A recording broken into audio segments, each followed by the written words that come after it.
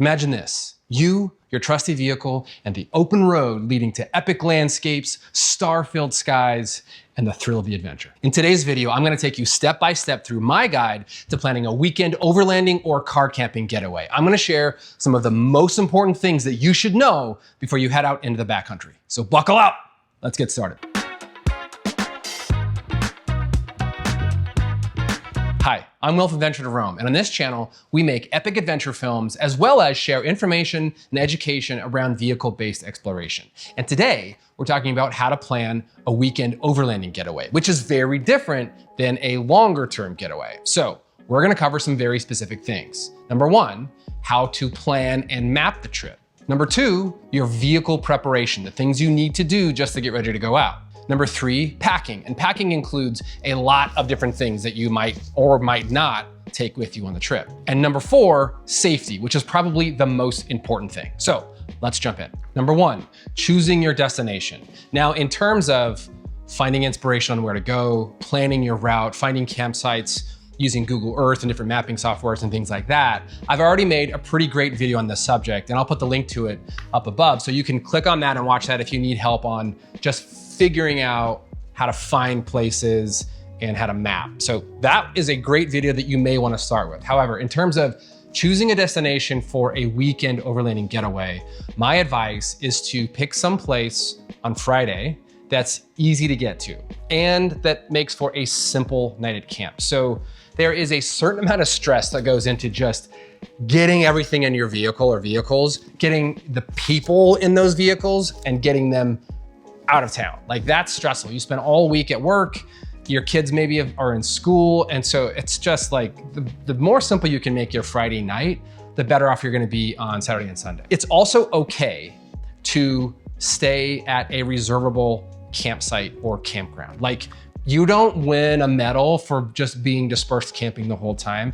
And you don't lose like your overlanding card if you stay in a regular campground, especially on Friday night. So a good example of this is earlier this summer, I was creating a new long-term route about 1,000 miles across the state of Oregon that I actually recently just published on Onyx Off-Road.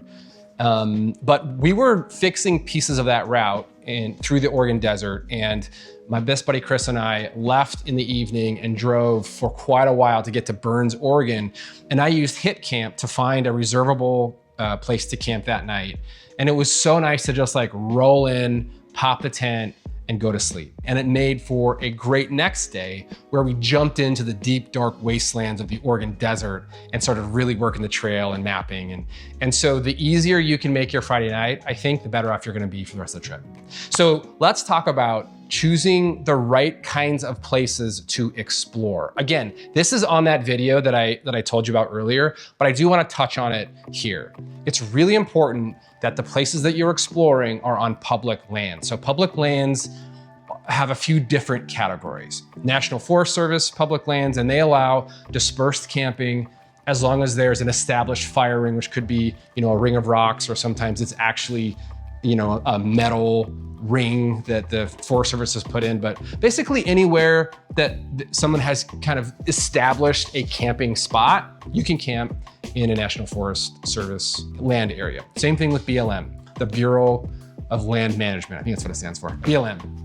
They have vast expanses of land, especially out west, especially in Idaho and Utah and Oregon. And same thing, if you find a place that looks like it's a campsite, you can stay there and you're just fine. Bureau of Reclamation, you can camp on those lands as well.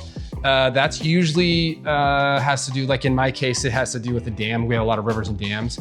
Usually some of the banks of those rivers are Bureau of Reclamation, but you can camp there. And then there's a couple others, but for the most part, you want to avoid private land unless you have reserved a camp spot on that private land. But avoid private land. Avoid wilderness areas. Generally, wilderness areas, you don't even have roads, but you are not allowed to camp or even drive into wilderness areas.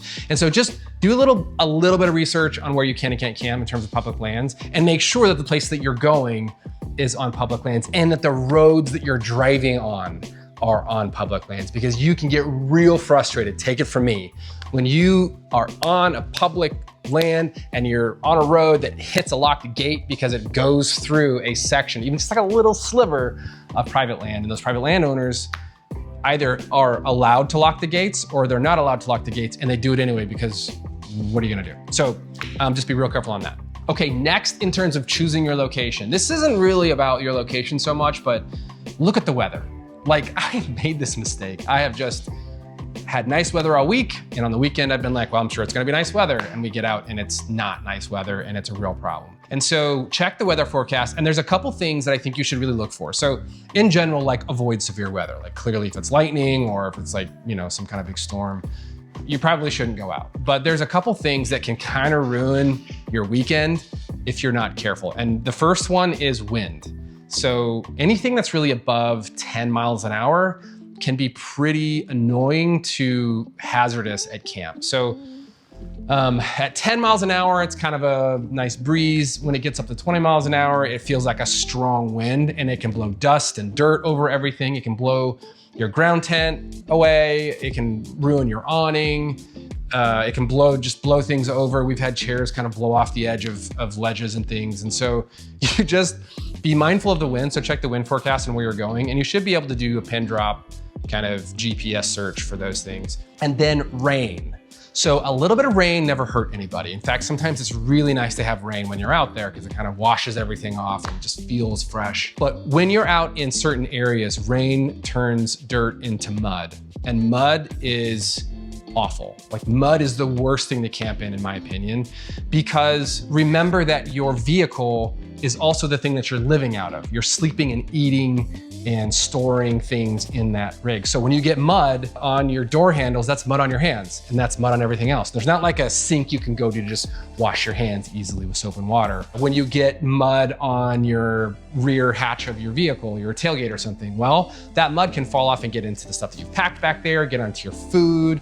I mean, it's just the worst. If you are walking around in mud, you know, mud on your shoes equals mud on everything inside your vehicle. In fact, when I think it might be muddy, I bring extra footwear. I either bring mud boots or I bring extra shoes, because there's been more than one time when I've been out in the Owyhees, and that's probably the worst mud in the country, but it's so sticky, it sticks to everything, and I just have to basically throw my shoes away. You know, like, I can't actually get them clean. You just can't get them clean, and it really sucks. And you will just want to go home. So my advice is to check the weather for wind, check the weather for rain, and make sure that, you know, there's nothing too extreme happening. Or if it's been raining all week, maybe choose a different kind of location that doesn't have so much, you know, loose dirt. You know your own areas, but just check for those things. So this is the time that I'm going to tell you this video was sponsored by Onyx Off-Road. And the reason I think this is a good time to tell you is because Onyx has a lot of those things that we talked about kind of built into the app. So it has public-private land, it has satellite views and topo views, it has snow layers and things like that. And so a lot of that information that I'm talking about is kind of already in there. And it's really helpful if you're planning a trip, when you're on the trip. The thing that I like probably the most about Onyx is that they kind of just bake everything into it. So there's not a really high learning curve. You don't need to like study how to use the app. Just basically turn it on and start using it, and it has everything you need in there. That is my plug for Onyx Off-Road. They make it possible for me to make videos like this because, you know, I do a lot of research on these videos, and we put a lot of time into some of this information that we're sharing, and they generally don't make a ton of money on YouTube, but it's important for me to put this stuff out there, and Onyx helps me be able to afford to do that. So I want to mention them and support them as a good partner of the channel. Okay, our second category is planning your route. So this is my take on how to navigate through a weekend of overlanding to get the most out of it. So we talked about having Friday be an easy day. So Friday's an easy day, keep it someplace close, keep dinner simple. Like, don't make that all, we're gonna have gourmet meals and concoctions, because you have to clean up. And when you're already tired, it's already late evening because you've been driving after work on Friday, it really sucks to do dishes. So my opinion is just on your route planning, make Friday as easy and simple as possible. Saturday though is your big day. So when you're thinking about planning your route, have Saturday be the day where you cover the most distance, where you put in the most amount of sightseeing stops, activities if you have kids, just things that you want to see, places that you want to go. It's easy to bake a little bit of extra time into Saturday because you're really in control of that day.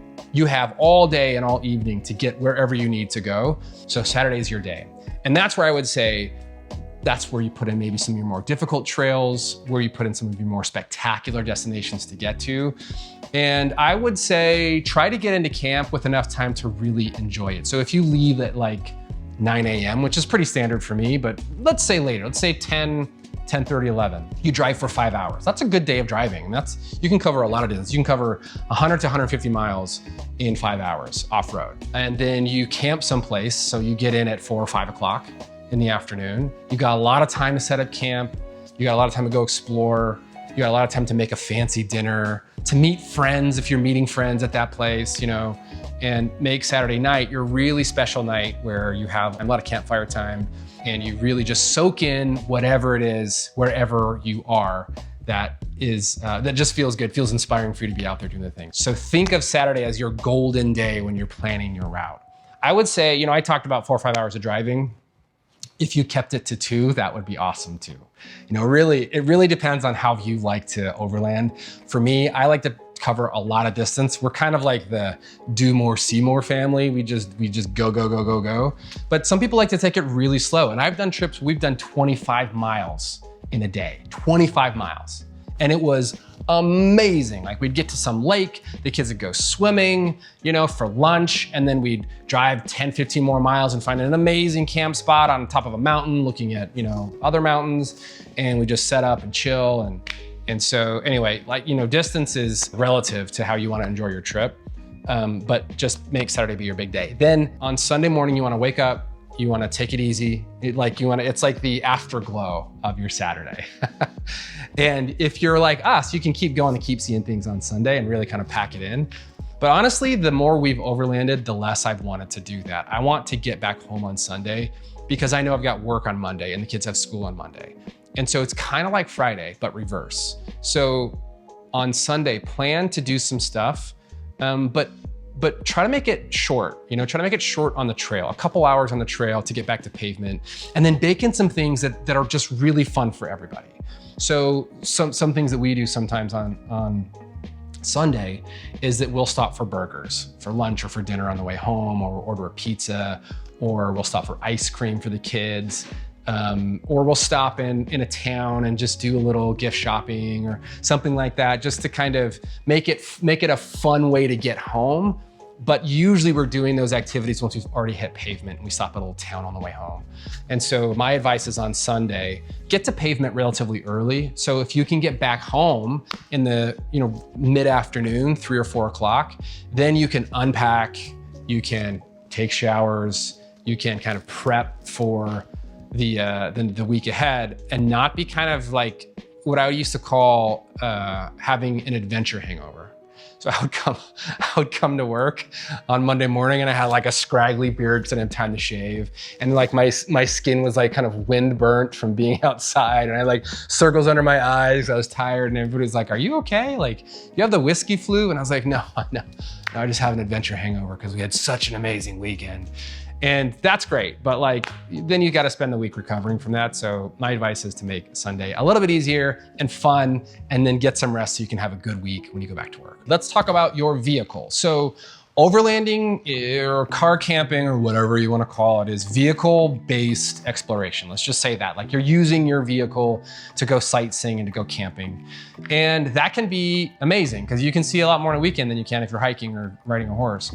But you also have to take that into consideration when you're choosing where to go. You got to know what your vehicle can do, but also you have to do some basic maintenance and have some basic things on your vehicle. So make sure that your oil's been changed, make sure that your filters are ready, just do the basic maintenance on your vehicle. If it's not a 4-wheel drive vehicle, then do not choose anything that could require 4-wheel drive. So I see Priuses on the trail all the time, and they're generally doing just fine. And they have, not 4-wheel drive, no clearance, because they're driving on a flat, maintained, graded dirt road. So if that's your vehicle, you should still go out. You should still go do stuff. Just know that you should stay on those roads. Do not venture off into anything that looks like it's bumpy or rocky or anything like that. If you do have a four-wheel drive vehicle, you should know what tire size you have. You should know what suspension you have, and then make choices appropriately. Some things that you need to have on your vehicle, no matter what, right? No matter what, you need to have some way to change a tire. And if you have bigger tires, you need to have some way to change bigger tires. What you should have and go to before you do those things is a tire patch kit. Do not leave home without a tire patch kit. And there's two kinds. There's the plug, basically when something goes through the tread of, or I should do it this way, goes through the tread of your tire, right? And like, think of like a nail or a screwdriver or something. Well, you can get a tire patch kit that plugs that hole. So get one of those, always have it in your vehicle at all times, not just for you, but for other people that you might come by on the trail who don't have one. And then there is a kit called the Glue Tread Sidewall Repair Kit. So a lot of sidewall tears now can be repaired without swapping out your tire with this Glue Tread kit. A tire kit probably costs 30 to 50 bucks. The Glue Tread kit, I think, costs somewhere in that ballpark, 50 bucks or so. So for 100 bucks, you're giving yourself a ton of insurance on coming across something that could really ruin your weekend on the trail. So make sure that you have that. Make sure that you have recovery equipment. So you need, at the very least, you need a good tow strap, something that you can attach to another vehicle to pull you out. You can also get a kinetic rope. Those are fantastic for pulling other vehicles out of stuck situations. You can even use them to kind of tow in general, even though that's a little tricky because it's like a big bungee cord. You should have some soft shackles. You should have like a recovery point that you can put in your hitch receiver so you're not using your ball hitch to do any kind of recoveries. I actually have made a couple videos on things that you need. I'll put the links to those in here. I did those with Factor 55. Now you don't have to buy Factor 55 gear, but you might wanna watch those videos to just kind of see all of the things that I have in my recovery kit that I have in both of my off-road vehicles. So make sure you have recovery stuff. Make sure that you have stuff to like change your tires and all that. Make sure that you have a first aid kit. Oh my goodness, do not leave home without a first aid kit. Do not leave home without some kind of way to communicate when you're off grid. This is so important. This is just as important as a first aid kit. If you're in a really bad situation, if you're in an accident, in a rollover, and you collided with another vehicle, or you're really stuck, or you're out in really bad weather, you know, like, and it's an emergency, you have to have a way to call back and get help. Now you can get a Garmin InReach. Those are GPS devices. There's Zolios and Spots and different kinds of GPS communicators that basically send a signal up to a GPS satellite and back down to whoever. They have SOS buttons and they can be really effective if you're in a hairy spot. Also, you could get a Starlink. So I've moved over to a Starlink Mini. I still carry my Garmin InReach Mini on me, but I have a Starlink Mini on me now, so I can basically turn that on while the vehicle's driving. Like these things are pretty great. Like I kind of always have a signal, and I can just use my cell phone to call. Like I could just make a call wherever I am to whoever I need to solve a problem. But if you don't have one, then do not go off grid. Just don't do it. Don't risk it. Just go get one before you go, or choose places to go that are not off grid. So go to state parks. They usually have, you know, Wi-Fi and cell coverage, and do that first before you venture off grid if you don't have a communication device. Okay, let's talk about what you should pack.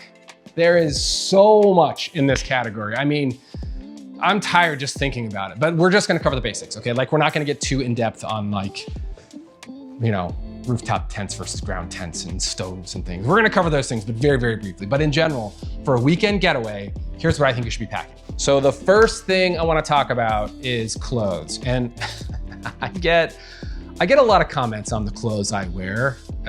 Some of them are, I think, in good fun. Some of them maybe not in good fun. So I'm not gonna give you any fashion advice. Like, if you wanna wear a button-up shirt like me, I think you should totally wear a button-up shirt. But I'm not gonna tell you like what you should be wearing when you're on the trail. However, I will say the most important pieces of clothes that you can bring have to do with sleeping at night. So you'll never see these things on my videos for the most part because I don't really film myself in my tent in my pajamas. But like your pajama, your sleepwear is super important. And that's because there's no HVAC system when you're out camping. And so you really have to plan for feeling cold. And we're not used to feeling cold in our indoor lives, right? We have HVAC systems. We have, it's set at 70 degrees or whatever it is in your house. And you never really feel how things change overnight.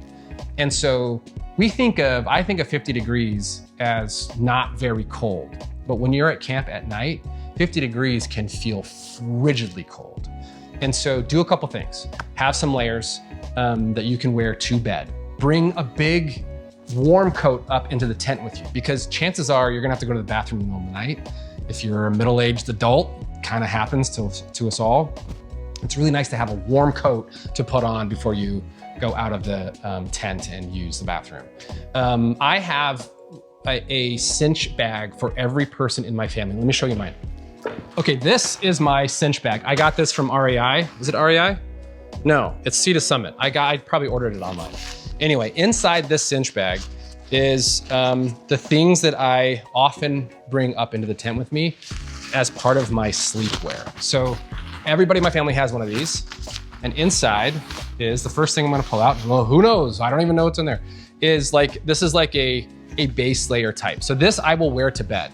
And it's got long sleeves. It's got these little thumb things I can put over my hands if I'm really cold. My little hands get cold.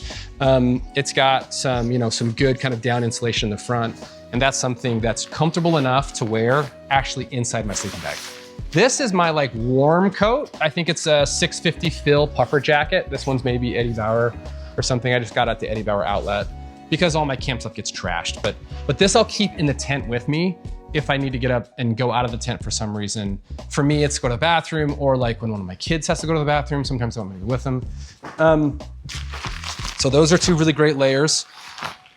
These are lifesavers. This is just a metal cloak. I'm repping metal cloak. I didn't mean to, but I am. Stocking hat or beanie cap, or whatever you want to call it. These are lifesavers. These keep so much of your heat in. If it's cold, throw one of these on, and you don't have to if you do that, sometimes you don't have to cinch down your sleeping bag, so there's just like a little breathing hole because you're so cold, you don't want any of the cold air to get in.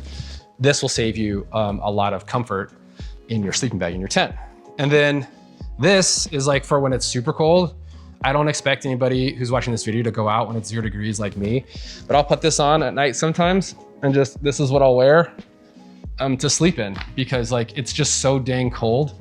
And then I have, other things that I wear. I have like a full body sleeping bag thing, a silk bag that I wear when I go out in the winter and things like that. But if you have this stuff with you, you'll be fine. Then you just have pajamas. I generally bring long sleeves and pants to sleep in. And then I'll kind of layer on top of that. In the winter, I'll also bring base layers, like true base layers, like skiing base layers to wear underneath all that stuff. Just because, when it gets cold, the only thing making heat is you, unless you have a heater. Okay, last thing on sleeping stuff is have a good sleeping bag. It's important to know that your comfort rating versus safety rating on your sleeping bag. So I have a 0 degree bag that I use for a lot of the year. I don't just use it in the winter. I use it a lot during the spring and even in the summer sometimes, depending on where we're going. And that 0 degrees bag keeps me warm when it's down to about 20, 25 degrees. And it's tolerable, a little tolerable below that, but I tap out at 25 degrees. If I know it's gonna be below 25 degrees, I'll bring 2 sleeping bags and I'll double them up. So get yourself a good sleeping bag. You probably need one that's warmer than you think. And if it's warm, then just kind of wear it as a blanket, but invest in something like that. Some people don't do sleeping bags in their tent. They do kind of a blanket setup, and that's fine too. I can't give you any advice on that because I've never done it. I just use sleeping bags, but make sure that you don't skimp on a sleeping bag. Okay, but what about tents, you say? What about rooftop tents versus ground tents? Well, I am not going to talk about that at all. I have zero desire to open up that can of worms, but here's what I'll say. No matter what you get, rooftop tent, ground tent, I don't know, sleep under the stars. I've done all of those and they're all great. Get a tent or have shelter of some sort that can take a little bit of wind. So I've had my tent blow away and I've seen other people's tent blow away in the wind like a kite. Stake it down and make sure that it can take some wind. Make sure that it can take some rain, because sometimes it rains during the night and you wake up and it's not raining and it's fine, like it just rained a little bit. But if you're not geared to take a little bit of rain, sometimes that will seep right into your sleeping area, and it really sucks. I had a time when I was in Oregon, actually on the same trip I told you about earlier with my buddy Chris, and it rained, and I hadn't actually set up the rain fly on this rooftop tent that I was using. And I was watching a movie with my son at night in the tent. We were both getting dripped on the forehead.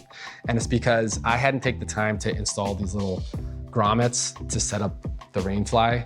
And so it was a really wet night. It really sucked.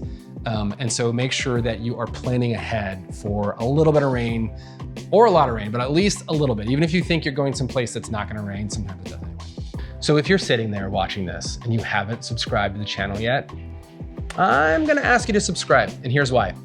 The more subscribers I have, hopefully the more people who watch these videos. That means the more videos like this I can make, and if they're helpful to you, you can help me make more of these videos by subscribing. So here's my ask to you to subscribe to the channel so I can make more videos like this. All right, let's talk about packing cooking equipment. Depending on how new to this you are, you may wanna go big or you may wanna go small. I do both. Sometimes we do stuff where I don't even use a stove.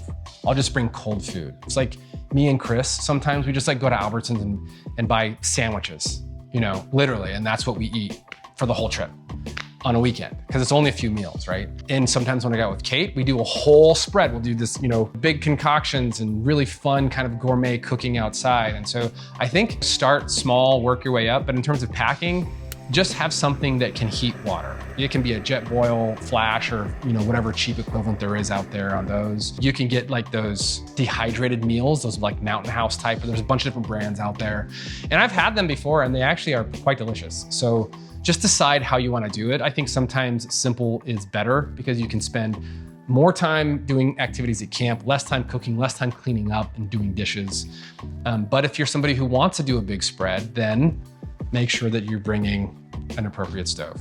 Okay, the last section, section 4, is about safety and responsibility. So first, let's talk about responsibility. It's really important that you know what tread lightly is. So Google that term, look up what those principles are, and follow them on the trail. It basically means that we have to take care of the trail. Here's a couple examples of treading lightly versus not treading lightly. You're driving along the trail and you come to a mud puddle. What should you do? Should you drive through it or drive around it? Well, it's a natural impulse to keep your vehicle clean because you're living and camping out of it, to drive around the puddle. Well, tread lightly would say, don't do that. Drive through the puddle, unless it's a puddle that's you're really gonna get stuck. And then if you have to drive around it, start with 2 wheels, don't just go 4. So try to drive just maybe up on the edge of the road and not cut new trail around it. Do not create a new bypass. So that's an example of treading lightly. Another one is, here's this road, I've aired down my tires, I'm gonna drive really fast on it.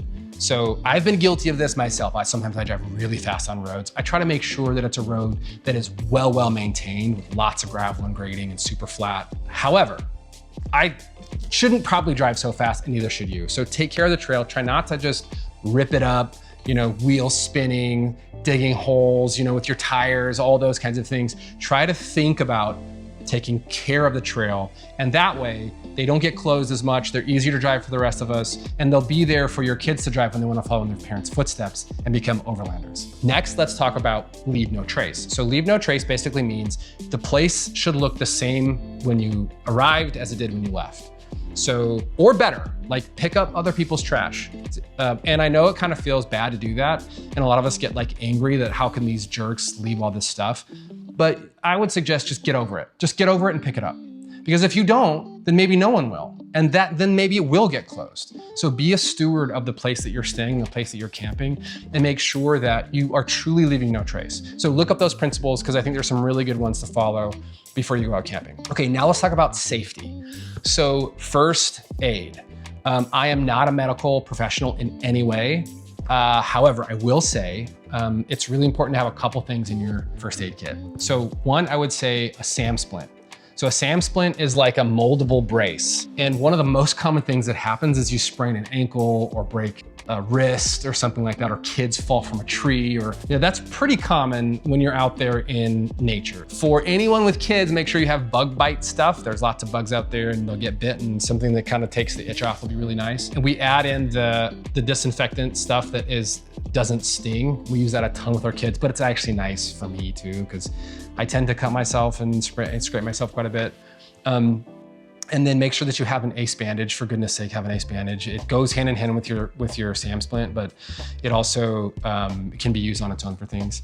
And then I would say, like, there's probably some videos that you can Google or search on YouTube on what to include in your first aid kit, but it's really, really important that you always bring it with you, that you always have it, and keep it somewhere in your rig that's really accessible. The other thing I'll say is it's not enough to just have a first aid kit. So don't let this stop you from going out. But if you want to keep going out, go take a first aid class, a nature, or like what's the word, like wildlands first aid class, field first aid. Like, I took one of those classes and it was incredible. Like, I now have confidence that if something bad happened, I could get somebody out. To get outside is one of the greatest things you can do in your life. It changes you as a person. You feel things differently when you're out there.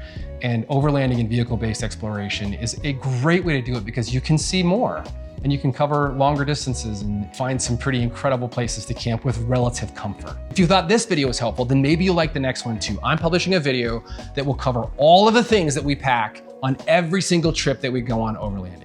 So you'll see what Kate and I bring on every single trip, which might be a good example of what you might want to bring and things maybe you don't want to bring, or you think things that we forgot. And so it should just hopefully be kind of a good overview of all of the stuff that we have that we bring on every single trip. Until then, I'm Will from Venture to Roam. Thanks for watching.